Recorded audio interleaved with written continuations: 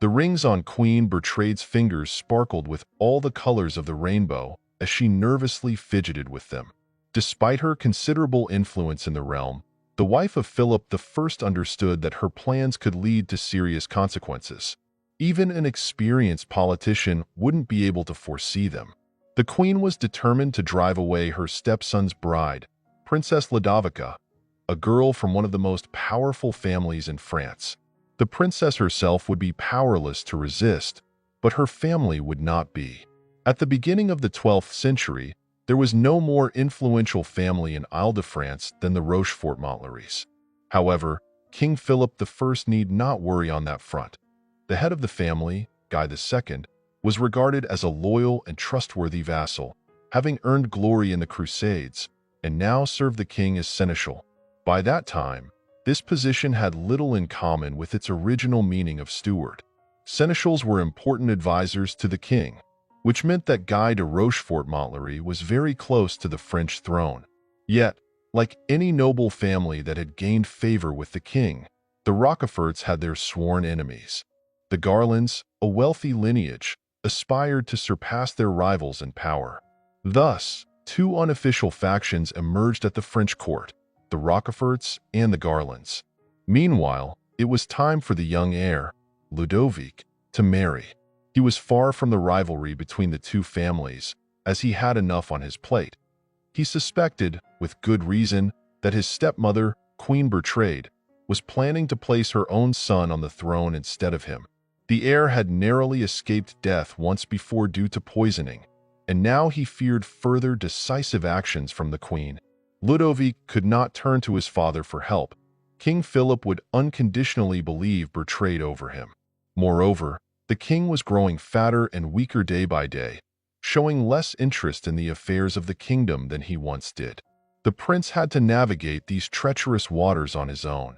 It is unclear who suggested that the prince consider the Rochefort-Montlery family, but the idea appealed to Ludovic. What a splendid arrangement it would be. He would marry a girl from this influential family and secure the support of her brothers. And her brothers, it was said, were quite the tough fighters. Queen Bertrade made a sour face when she learned of Ludovic's plan. She attempted to intervene, but King Philip had his say. He too liked his son's idea. He knew and respected Guy de Rochefort well, so why not strengthen their ties? The engagement took place.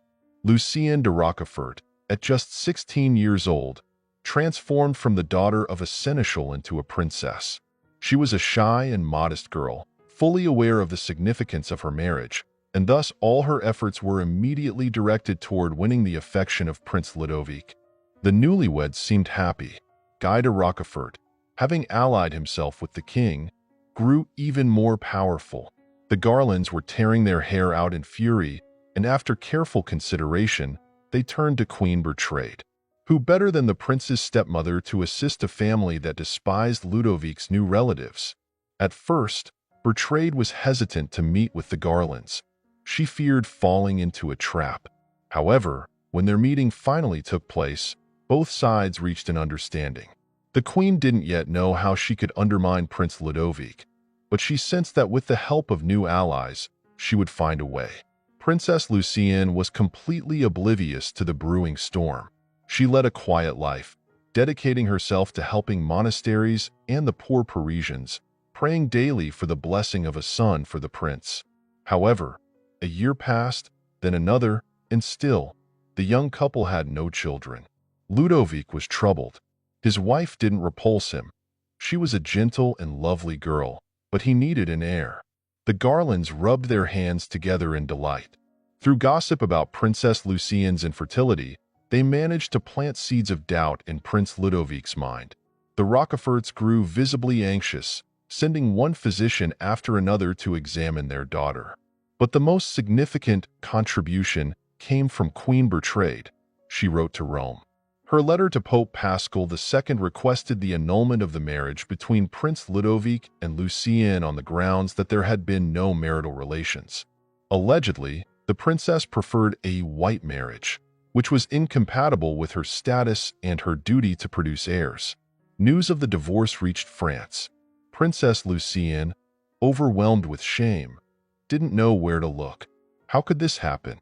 She was the true wife of Prince Ludovic. The king was in such poor health that he refused visitors, leaving Guy de Rochefort, who usually found it easy to gain an audience, unable to speak with Philip. Prince Ludovic was at a loss. Lucien had no children after 3 years of marriage. Betrayal was triumphant, and the Garlands laughed heartily.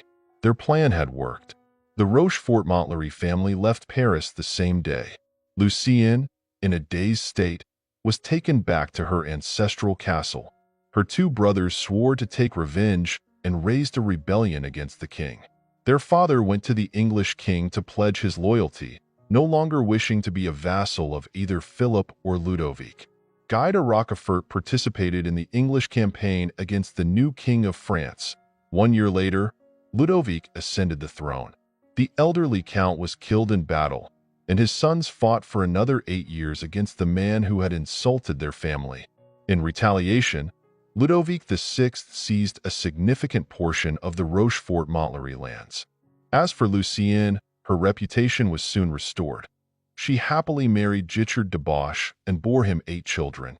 The Garlands, on the other hand, enjoyed a brief rise to power. Once Prince Ludovic took the throne, Bertrade's influence waned, and with it, the weight of the Garlands diminished as well.